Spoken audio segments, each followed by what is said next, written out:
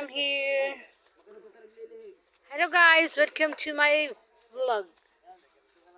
For today's vlog, andito po tayo sa Manila Bay. Sa Manila Bay, ayan. Sa Manila Bay, ayan, Manila Bay.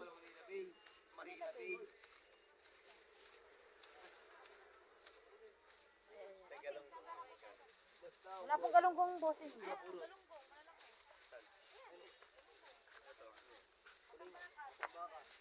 Mata ng baka. Tamban kuya, 50 lang. Huli nga 100. Guys, yung mga